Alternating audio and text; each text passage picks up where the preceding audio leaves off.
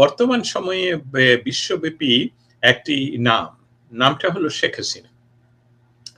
শেখ হাসিনা যেরকম বিশ্বব্যাপী এই মুহূর্তে একটি আ আ বিষয়, ঠিক সেইরকম সময়ে ১৯৭১ সনে বিশ্বব্যাপী একটি নাম ছিল। তার নাম শেখ মুজিবুর রহমান।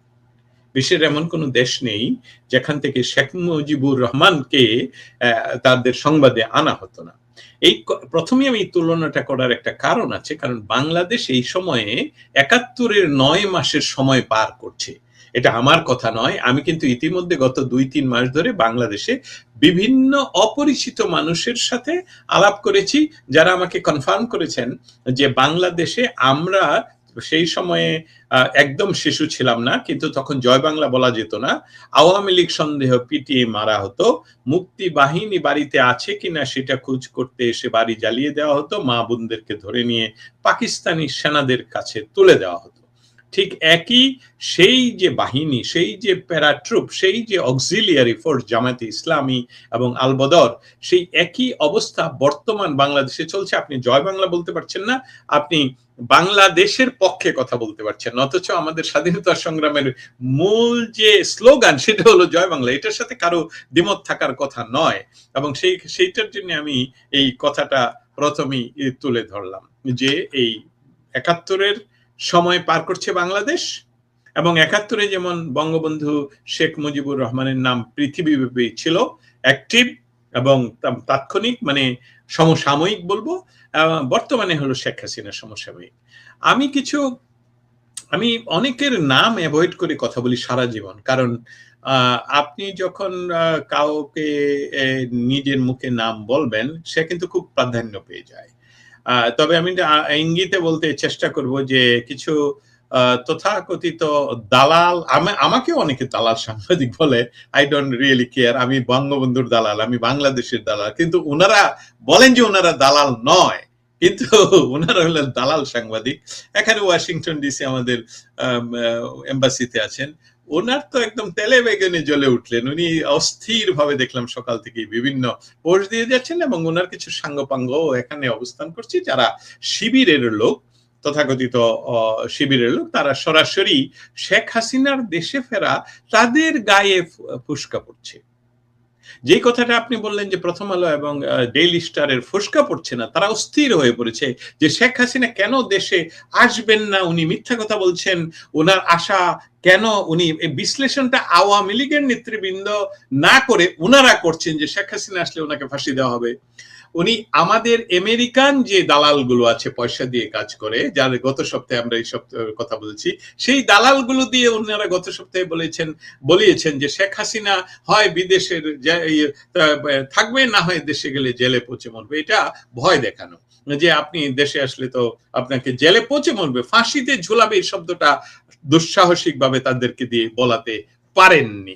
সেই ঘটনায় যখন শেখ হাসিনা আজকে কিছুক্ষণ আগে যখন পৃথিবীর সবচেয়ে, আমি শক্তিশালী বলবো না, পৃথিবীর সবচেয়ে বিশ্বাসযোগ্য নেটওয়ার্ক, আমরা সংবাদকর্মী হিসাবে যেখান থেকে আমরা নিতে পারি এবং আমরা অনায়াসে লিখতে পারি যে এই সংবাদটা ভেরিফাইড, সেটা হলো রয়টার্স।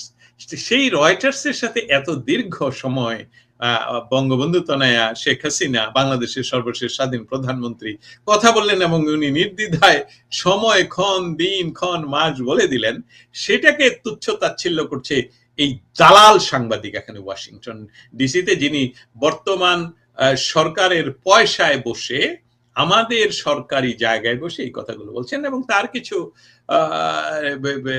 তারও কিছু দালাল রয়েছে, দালালের দালাল রয়েছে, তারাও বিভিন্ন ভাবে ইনিয়ে যে শেখ হাসিনা দেশে ফিরবে, সবগুলো মিথ্যা কথা, শেখ হাসিনা পালিয়ে গেছে। এই প্রথমত একটা লাইন আমাদের তৈরি করতে হবে। সেই লাইনটা আমরা যারা বঙ্গবন্ধু বা স্বাধীনতার পক্ষে, তাদের বাইরের মানুষকে বলছি, প্লিজ দয়া করে শুনুন। পালানোর সংজ্ঞা, প্রতিটি বিষয়ের সংজ্ঞা থাকে। পালানোর সংজ্ঞা সঙ্গোপনে, কিছু হাতে থাক আর না থাক, জীবন নিয়ে জাস্ট পালিয়ে যাও, কেউ জানবে না কিভাবে গেলাম। কিন্তু শেখ হাসিনার বিষয়ে শেখ হাসিনা কিন্তু বলেছেন, এই আজকে এই প্রেস মিনিস্টার এখানে বলল যে শেখ হাসিনা পালিয়ে যায়নি। কিন্তু পালিয়ে গেছেন। এটা বাংলাদেশের মানুষকে উনি কোট করে বলছেন যে আপনারা দেখুন উনি পালিয়ে গেছেন। আমি সেখানে এই সংজ্ঞাটা তুলে ধরতে চাই। পালিয়ে যাওয়ার সংজ্ঞাটা আগে শিখতে হবে। পালিয়ে যাওয়ার সংজ্ঞায় শেখ হাসিনা পালিয়ে যাননি। কারণ তাকে বাংলাদেশের বিমান বাহিনীর নিজস্ব বিমানে করে প্রোটোকল দিয়ে গ্রেফতার নয়, জোর করে নয়, প্রোটোকল দিয়ে ভারতের সাথে যোগাযোগ করে বাংলাদেশের আর্মি, ভারতের আর্মি যোগাযোগ করে ওনাকে সেখানে যেটাকে বলে সিকিউরিটি দিয়ে প্রোটোকল দিয়ে পৌঁছিয়ে দেওয়া হয়। এখন পৌঁছিয়ে দেওয়ার এই বিষয়টা শেখ হাসিনা যতদিন নিজে না বলবেন ততদিন পর্যন্ত আমরা তো স্পেকুলেট করতে পারবো, আমরা তো সত্যটা জানবো না। অতএব বিষয়টা হলো এখানে পালিয়ে গেলেন কি করে? পালিয়ে গেলে তো দেয়াল টপকাতে হয়, পালিয়ে গেলে তো অন্ধকারে যেতে হয়, পালিয়ে গেলে তো গোপনে যেতে হয়, সংগোপনে যেতে হয়, পালিয়ে গেলে তো অনেক কিছু সাথে থাকে না। সো আমরা এই বিষয়টাকে যতই আপনারা এই ন্যারেটিভটা তৈরি করার চেষ্টা করুন না কেন, বাংলাদেশের আমি বলবো 99% মানুষ ইতিমধ্যে জেনে গেছে, এমনকি জামায়াতে ইসলামীর যারা অন্ধভাবে বিশ্বাস করতেন যে শেখ হাসিনাকে আমরা দেশ ত্যাগে বাধ্য করেছি, তারাও জানেন যে না, শেখ হাসিনা শেষ মুহূর্ত পর্যন্ত পালিয়ে যাননি এবং শেষ মুহূর্ত বলছেন আমাকে মেরে ফেলো, আমি যাব না। এটাই হলো ওনার সর্বশেষ কথা। অতএব এখন যারা এই মতিউর রহমান একজন communist, we have to say that. আমরা বলি না বলে উনি পার পেয়ে যাচ্ছেন। উনি একজন কমিউনিস্ট, এবং একজন কমিউনিস্ট যখন নষ্ট হয় সে পচে যায়, পচা মানুষ হয়ে যায়, সে পচা শামুক হয়ে যায়, এবং সে এখন সুপার মার্কিনীদের দালাল। আমি মার্কিনী, আমি আমার দেশ আমেরিকা, কিন্তু আমার দেশের এই অধিকার রয়েছে, আমি এই দেশে বসে আমি যে কোনো বিষয়ই সমালোচনা করতে পারি। বাংলাদেশ আমেরিকার অংশ হবে সেটাতে আমার, বা আমেরিকা যদি 51 স্টেট হিসেবে বাংলাদেশকে গ্রহণ করে এবং বাংলাদেশের মানুষ এটা মেনে নেয়, তাহলে আমার কি অসুবিধা কি? আমি তো এমনি ইমিগ্রেশন নিয়ে আমেরিকান হয়ে বসে আছি, তাই নয়? কিন্তু বিষয়টা হলো সার্বভৌমত্বের প্রশ্ন। সেই সার্বভৌমত্বের প্রশ্নে শেখ হাসিনা আপোষহীন ছিলেন বলেই আমাদের এই ব্যবস্থাটার পরিবর্তন করতে যারা এখানে শত কোটি ডলার ইনভেস্ট করেছেন, তাদের ভিতরে ডক্টর ইউনূসের যে ব্যবসা, বাংলাদেশের যে নেটওয়ার্ক, যে এই নেটওয়ার্কের ভিতর থেকে যে টাকা, সেই টাকা সে ইউজ করেছে জাস্ট শেখ হাসিনাকে করে দেওয়ার জন্য, ক্ষমতাচ্যুত করার জন্য। এখন এই ক্ষমতাচ্যুত করার সাথে আমেরিকার পলিসি মেকারদের সাথে তাদের যে কথা, তাদের যে চুক্তি, তাদের যে বার্তা, সেইটার দেখা যাচ্ছে এই শেখ হাসিনা এটা কি করছে? মিশর বলছি, সিরিয়ার প্রেসিডেন্ট রাশিয়া গিয়ে আর কথা বলে না। সেখানে যে আইসিসের লোক ছিল, চরম বিদ্বেষী, চরম উগ্রবাদী, সে এখন তার সবকিছু ফেলে দিয়ে সে ওইখানে একটা সরকার তৈরি করছে, যেখানে দেখা যাচ্ছে সে এমনকি নন উগ্রবাদী মেয়েদেরকেও সেই নিচ্ছে। অতএব সেখানে দেখা যাচ্ছে যে সিরিয়ার প্রেসিডেন্ট চলে যাওয়ায় সেখানে ভ্যাকুয়াম তৈরি হয়নি, কারণ সেটা দীর্ঘমেয়াদী, সেখানে অন্য একটা ব্যবস্থা। বাংলাদেশের প্রেক্ষিত ডিফারেন্ট। বাংলাদেশের আবহাওয়া সিরিয়ার আবহাওয়া এক নয়। বাংলাদেশে আমরা মাছ ভাত খাই, সিরিয়াতে মাছ ভাত খায় না। বাংলাদেশ আমরা মনসুনের দেশ, সেখানে মনসুনের দেশ নয়।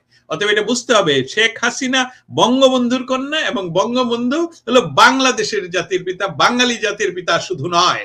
তারা ভারতবর্ষে আমাদের যে পশ্চিমবঙ্গ, সেখানেও বঙ্গবন্ধুকে বঙ্গবন্ধু বলা হয় এবং জাতির পিতা বলা হয়, এবং তার মূর্তি সেখানে রয়েছে এবং সেটাকে শ্রদ্ধা দেখানো হয়। অতএব শেখ হাসিনা যখন নিজে ডিক্লেয়ার করলেন যে আমি আসলে অন্য একটা আমার লেখা জিনিস মনে হয়েছিল যে আপনাকে পড়ে শোনাবো, বাট আমি এটা করছি না, আমি শুধু এটা বলছি যে শেখ হাসিনা যখন ডিক্লেয়ার করলেন মরতে হয় আমি বাংলাদেশের জেলে মরবো, কারণ তোমরা বলছো আমি নাকি পালিয়ে গিয়েছি। আমি পালিয়ে যাব কেন? বাংলাদেশের যে মেটিকুলাসলি ডিজাইন ডাকাত সরকার বসেছিল, তারা বারবার ভারতকে হুমকি দামকি দিচ্ছে, শেখ হাসিনাকে ফেরত দাও, শেখ হাসিনাকে ফেরত দাও। আরে ভাই, শেখ হাসিনা এখন নিজে আসতে চাই, তাহলে আপনারা কেন লিখবেন? মতিউর রহমান সাহেব কেন লিখবেন? কেন মতিউর রহমানের গং কেন লিখবেন? কেন আমেরিকান যারা এই ইয়ার সাথে যুক্ত, পয়সা বা ভুক্ত, তারা কেন বলবেন শেখ হাসিনা জেলে বসবে? এটা তো শেখ হাসিনা ডিসিশন, ওয়েলকাম। তারা বলেন না কেন কবে আসবেন ভাই? আমরা তো আপনার জন্য দাঁড়িয়ে আছি, জেলের রাস্তা আপনার জন্য দাঁড়িয়ে আছে। অন্য যে আমাদের তো ওই যে ভারতের সাথে যে আমাদের চুক্তি, যে উনাকে বন্দি বিনিময়, সেই চুক্তির তো প্রয়োজন হচ্ছে, ব্যবহার করতে প্রয়োজন হচ্ছে না। কেন ওনারা খুশি হচ্ছেন না? ওই তারেক জিয়া তো 17 বছরে 1 সেকেন্ডের জন্য বলেন নাই যে আমি আসছি। 1 সেকেন্ডের জন্য উনি বলেন নাই আমি আসছি। এমনকি ওনার যখন সমস্ত রাস্তা ক্লিয়ার, তখনও তিনি বলছেন আমার যাওয়াটা শুধু আমার উপর নির্ভরশীল নয়। আর শেখ হাসিনা সুস্পষ্টভাবে বলেছেন আমার যাওয়া আমার উপর নির্ভরশীল। আমি যাচ্ছি, এতে আন্তর্জাতিক কোনো লবিং এর প্রয়োজন নেই, এমনকি ভারতবর্ষের সাথে আমি আলাপ করিনি। এটা কিন্তু ইয়াকে আমি আমি একটু ইন্টারাপ্ট করছি।